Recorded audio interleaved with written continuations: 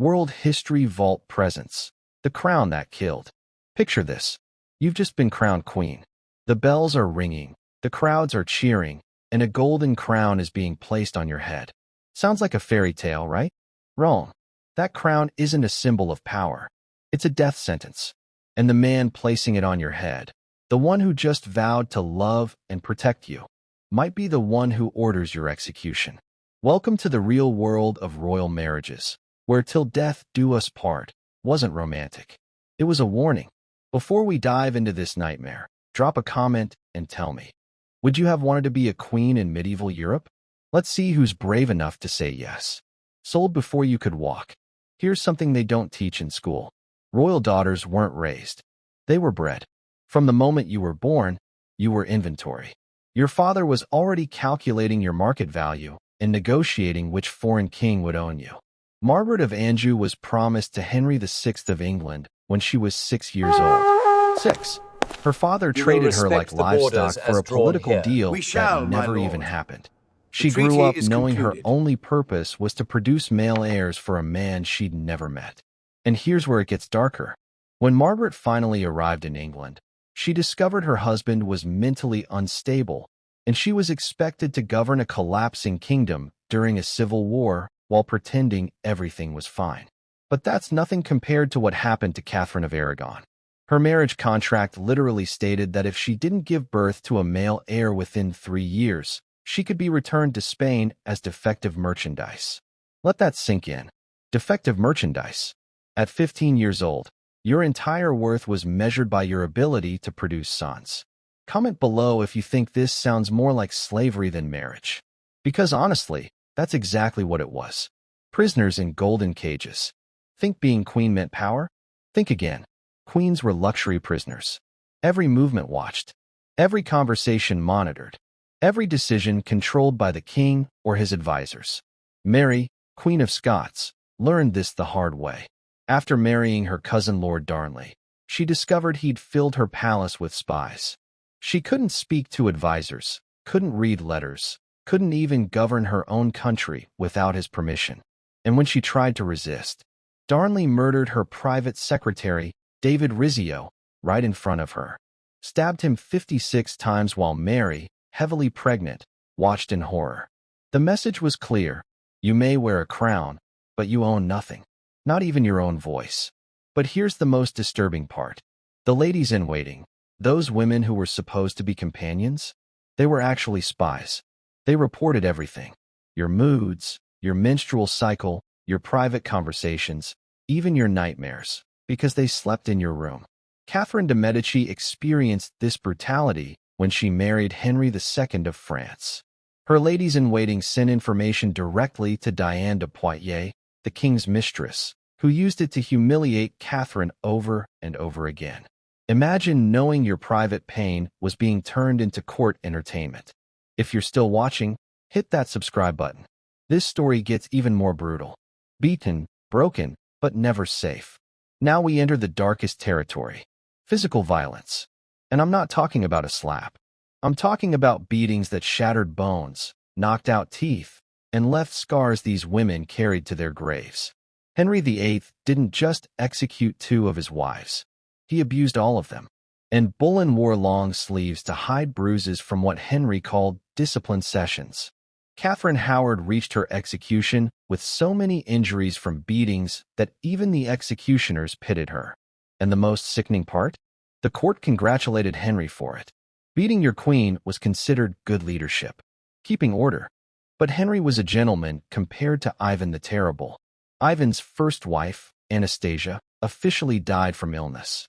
But her body showed fractures everywhere, the kind that only come from long-term torture. His second wife, Maria, was found strangled. Ivan claimed it happened accidentally during a moment of passion.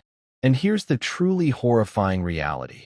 When these women tried to defend themselves or seek help, they were charged with treason. Because in that era, a wife resisting her husband was viewed as rebelling against God himself. Drop a comment right now. How did men get away with calling this love? I want to see your reactions. Pregnancy, the royal death sentence. For common women, pregnancy was dangerous. For queens, it was biological Russian roulette. Jane Seymour, Henry VIII's third wife, experienced the ultimate horror. When she went into labor with complications, Henry's doctors had explicit orders: save the child, not the mother. They cut her open while she was still alive. No anesthesia, no mercy, just cold, calculated brutality designed to extract the future king, Edward VI. Jane lived long enough to hold her son. Then she spent 12 days dying from infection while the court celebrated securing a male heir. This wasn't a tragic accident. It was policy. Royal physicians had specialized tools designed for one purpose: extracting the baby even if it meant destroying the mother. Hooks, blades, iron forceps, instruments created not to save women, but to save succession. Mary de' Medici survived 6 pregnancies, but each one shattered her more. By her 5th delivery, she could barely walk due to severe internal injuries. Her 6th childbirth partially paralyzed her. Yet the event was celebrated because another son had been born. And if you failed to produce sons, you were labeled defective, replaceable, divorceable, executable. And of Cleves was the rare exception who lived. Why? Because Henry thought she was so unattractive that he refused to sleep with her. Ironically, being dismissed as undesirable saved her from the lethal childbirth cycle that destroyed the others. The executions they never forget. When a king decided his queen had failed, he didn't just divorce her quietly. He needed a spectacle, a public demonstration designed to terrify every woman in the realm. And Boleyn's execution in 1536 wasn't just murder. It was theater. The charges against her were absurd: adultery with multiple men, including her own brother, treason, and sorcery. Her real crime? Failing to give Henry a son and daring to contradict him in public. Here's the part that will break your heart. And knew she was going to die weeks before it happened. Henry had already begun openly pursuing Jane Seymour, and understood exactly what that meant. In her final days, she wrote desperate letters to her daughter Elizabeth, begging her to obey men, avoid confrontation, and never repeat her mother's mistakes. On execution day, Anne was forced to walk to the scaffold while crowds hurled insults, calling her a witch and worse. Then came the final humiliation. She was required to give a speech praising Henry as a noble and gracious king.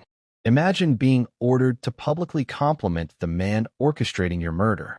Catherine Howard suffered an even more degrading fate. Accused of adultery at just 19, she was so terrified on the day of her death that she couldn't stand. They carried her to the execution block on a stretcher. Her final words, "I pray for the king's soul," were lines drilled into her under threat. And Mary, Queen of Scots, endured 18 years of captivity before her execution. By the time they finally killed her, she was so physically frail she needed help climbing onto the scaffold. Her executioner was shaking so badly, it took 3 swings to sever her head. The crowd watched each failed blow in horrified silence. These executions were never secret. They were public lessons. Families brought their children to watch so they could see firsthand what happened to women who stepped outside the boundaries. The survivors who became monsters. Now we reach perhaps the darkest chapter. The queens who survived and what they had to become to stay alive. Catherine de' Medici is the perfect example. To remain Queen Mother of France, she transformed into what her enemies called the most dangerous woman in Europe. But here's the truth nobody wants to admit. She didn't start out ruthless. The system forced her to choose between becoming a predator or becoming a corpse. Catherine used assassins, manipulated civil wars, and weaponized poison as political strategy. Every brutal act was designed to protect her children and maintain her position, because she knew one moment of weakness meant death. In a letter to her daughter, she confessed, "I have done things that will damn my name forever, but I did them so that you would never have to." Imagine living with that weight. Survival required becoming the opposite of everything you once believed in. Elizabeth I chose a different solution. She refused to marry at all. She understood that the moment she took a husband, her freedom would vanish and her life could be dictated or ended by a man. But that choice condemned her to crushing isolation.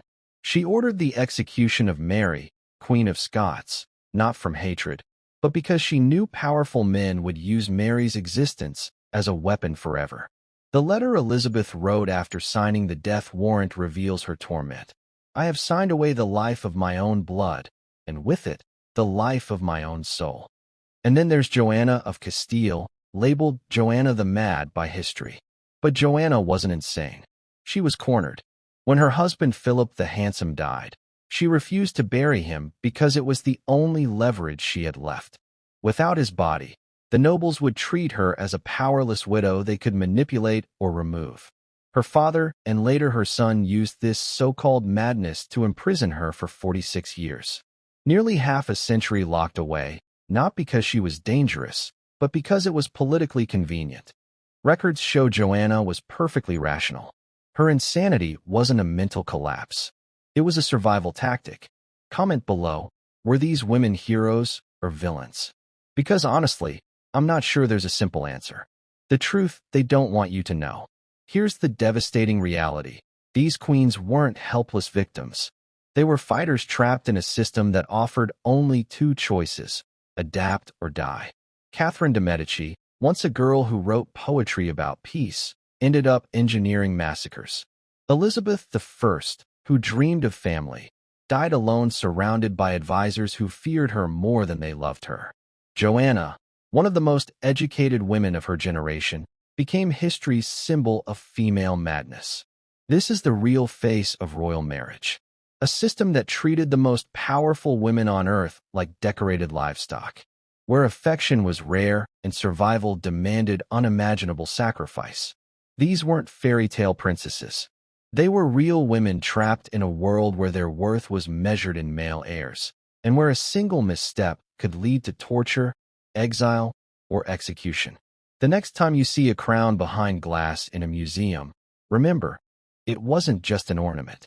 It was a weight carried by women who lived in constant fear. Women who were beaten, silenced, betrayed, and executed by men who swore to love them. Behind every Her Majesty was a human being lying awake at night, wondering if she would survive until morning. And here's the final thought I'll leave you with. After walking through this nightmare of history, maybe we should appreciate something simple, that today, we can choose who we marry. We can leave marriages that harm us. And nobody can legally execute a woman for failing to produce a son. After seeing what queens endured, it's impossible not to feel grateful that being a woman is no longer an automatic death sentence. If this story kept you watching until the end, smash that like button and subscribe to World History Vault. We're unlocking the dark secrets that shaped our world, the stories they don't want you to know.